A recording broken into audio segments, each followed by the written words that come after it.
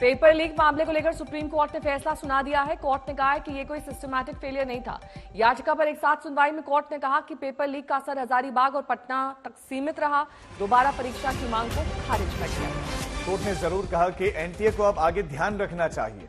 Court ने NTA की ताकीद की कि आगे से ऐसी लापरवाही ना हो। संस्था को व्यवस्था सुधारने के लिए कहा गया है।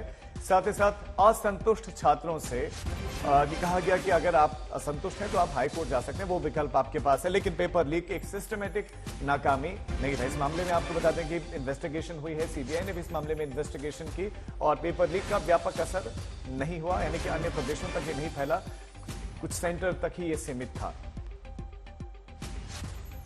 तो नीट परीक्षा दोबारा कराने की मांग खारिज। उधर सुप्रीम कोर्ट ने कहा है कि पेपर लीक का मामला 2 शहरों तक सीमित था, इसलिए इसे सिस्टमैटिक फेलियर नहीं कहा जा सकता।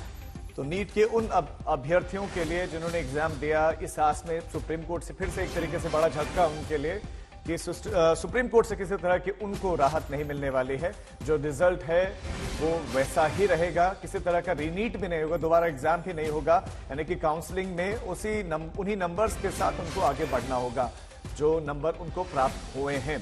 दरअसल नीट के अभ्यर्थी ये आरोप लगा रहे थे कि जो पेपर लीक हुआ है उसका असर सिर्फ कुछ सेंटर तक सीमित नहीं है, बल्कि इसका असर व्यापक है।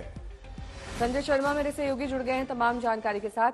संजय, ये सिस्टमैटिक फेलियर नहीं है, ऐसा सुप्रीम कोर्ट ने इसलिए कहा है कि 2 जगहों तक सीमित है, या फिर जो जांच के बाद सामने आया है उससे सुप्रीम कोर्ट ने ये टर्म यूज किया है?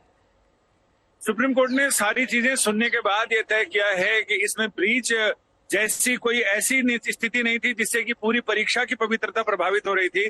कोर्ट ने ये जरूर साफ किया है कि इसकी वजह से छात्रों को दिक्कत जरूर हुई, लेकिन एसओपी में बदलाव किया जाए तो इन चीजों को दुरुस्त किया जा सकता है।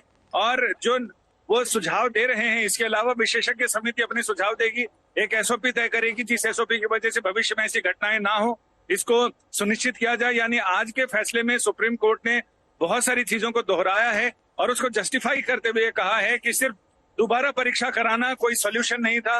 वो बहुत सारे छात्रों के ऊपर, बड़ी संख्या में छात्रों के ऊपर वो ज्यादती हो जाती, लिहाजा परीक्षा तो दोबारा नहीं होगी। लेकिन ऐसी चीजों के लिए आगाह किया है कि इन सारे खतरों से, यानी परीक्षार्थियों की सुनिश्चित पहचान सुनिश्चित हो, प्रश्न पत्र ओपन रिक्शा में ना ले जाए जाए, पूरी सुरक्षा के साथ ले जाए जाए, उन तमाम चीजों पर ताकीद की है कोर्ट ने। और कोर्ट ने कहा है कि भविष्य में इस तरह की चीजों को ध्यान में रखने से इन तमाम गलतियों से बचा जा सकता है, इस दोहराव से बचा जा सकता है। जी संजय, बहुत शुक्रिया आपका इस तमाम जानकारी के लिए।